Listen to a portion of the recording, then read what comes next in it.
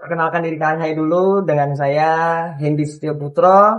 Saya founder klinik hewan paus, yang mana posisi saya di sini adalah suaminya Dokter Binda. Kami memulai bisnis ini awal mulanya merupakan bisnis rintis, bukan rintisan ya, bisnis awal yang memang benar-benar kami rintis berdua dengan istri saya. Di mana dulu di tahun 2018 kami memiliki sebuah klinik yang hanya sebesar 2 kali 3 meter.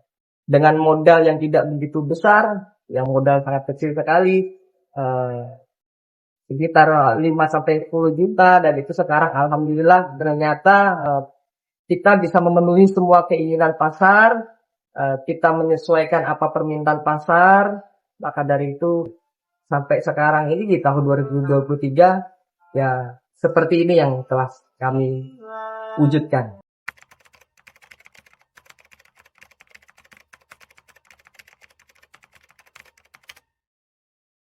Ya, oke.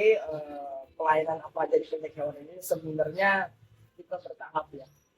Maka dari itu dulu pelayanan kami di awal bikin klinik hanya sekedar perawatan hewan, grooming basic, belum ada penitipan sekomplit ini dan sebanyak ini.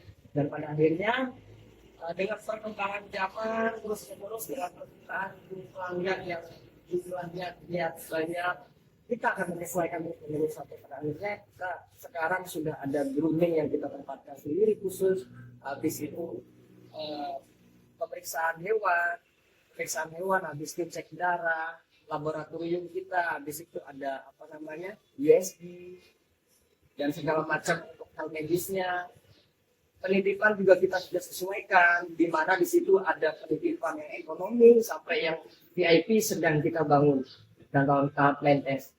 Sisa-sisa selebihnya sih mungkin fasilitas-fasilitas ruang tunggu itu kita menyesuaikan, sehingga pada dasarnya selain untuk kenyamanan hewan pemilik, juga pemiliknya coba kita buat nyaman.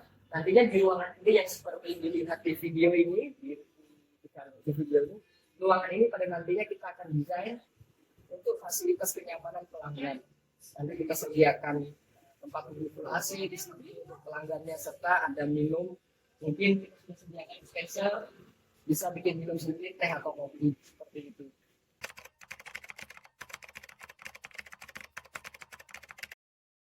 Jadi sebenarnya kita observasi terhadap pelayanan, terhadap semua fasilitas yang ada di tempat kita, baik pelayanan secara medis maupun secara praktis, itu terkait grooming dan segala macam hal lainnya, termasuk juga obat-obatan, operasional karyawan dan operasional segala macam untuk fasilitas lainnya.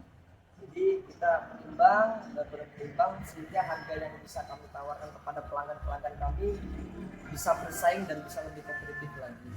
Nah, itu kalau terkait dengan harga kompetitor dan segala macam, kami mungkin punya cara masing-masing, tapi begitulah cara kami untuk menentukan harga agar kita tidak begitu memberatkan kepada customer juga, dan kita juga bisa tetap terus berjalan dengan baik.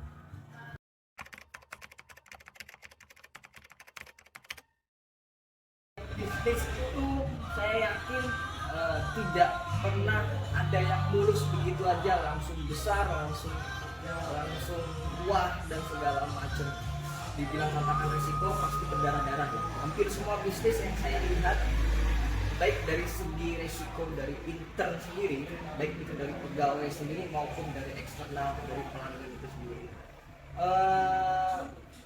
Bagaimana cara penanganan kami? Sebenarnya selain dari secara teoritis atau edukatif yang kita dapatkan, baik saya dari segi manajemen maupun dari segi medis sekalipun, kita sistemnya kolaboratif. Di situ kita kolaboratif untuk membahas permasalahan yang ada sebenarnya baik dalam bisnis itu sendiri maupun dari faktor eksternal tadi. Dan tentunya juga nasihat-nasihat yang kami jalankan bukan hanya dari internal kami tim sendiri, bahkan dari faktor eksternal juga banyak mendukung, support dari teman-teman juga banyak mendukung. Bahkan yang paling kami senangi adalah pelanggan yang benar-benar bukan loyal sih istilahnya ya, mereka itu sudah trust sekali dengan kami dan mereka support, meyakinkan bahwa ini bisa kita lalui dengan baik, dan mereka hanya menyampaikan, hampir semua orang dalam bisnis pasti, apalagi kita di pelayanan, beda kalau produk bisa diganti dengan hal yang baru kalau rusak, tapi kalau di pelayanan bagaimana cara bentuk kita komunikasi yang baik kepada para pelanggan.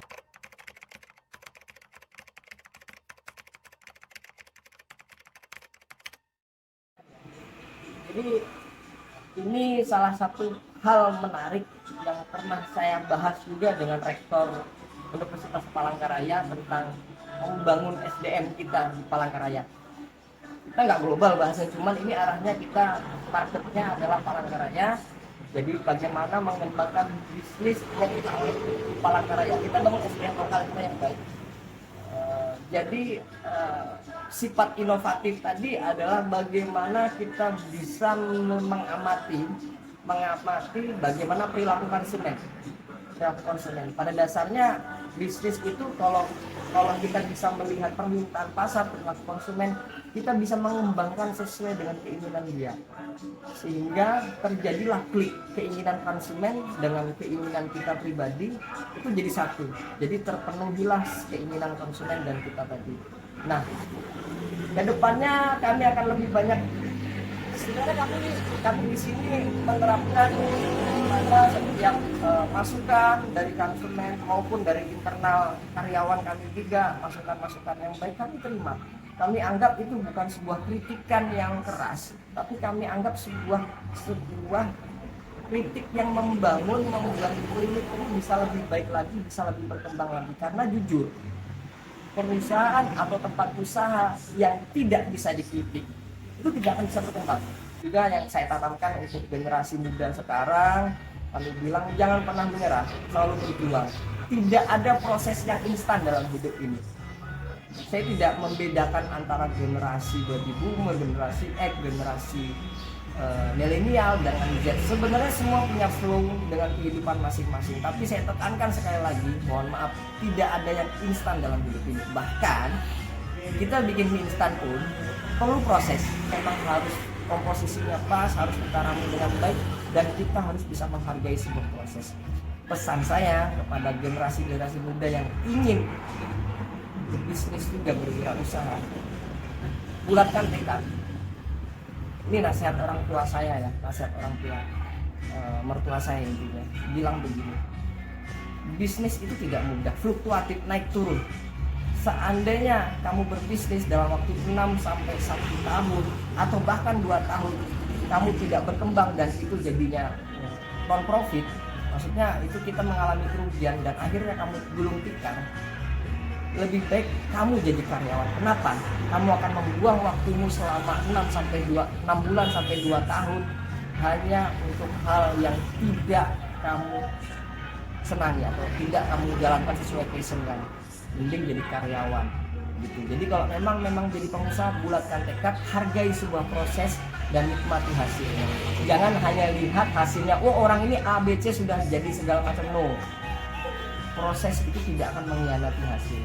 Dan setiap proses pasti ada orang-orang sukses rata-rata di luar sana, di balik senyumnya yang sudah berdiri kokoh dia, pasti terdapat banyak luka yang tidak bisa dia ceritakan ke media sosial ataupun ke lain-lain. Makanya jangan terlalu banyak melihat media sosial yang negatif, pada akhirnya akan memunculkan pemikiran-pemikiran negatif dan tidak akan membangkitkan semangatmu. Carilah motivasi-motivasi yang positif sehingga kamu akan berpikir positif kepada siapapun, kepada hidupmu maupun kepada orang lain yang ada di sekitar. Itu yang saya bisa sampaikan. Semoga bermanfaat dan semangat untuk generasi muda, yang generasi yang sudah lewat atau bagaimanapun. Saya kesannya satu, tidak ada kata terlambat. Lebih baik lebih baik sekarang daripada tidak sama sekali. Baik.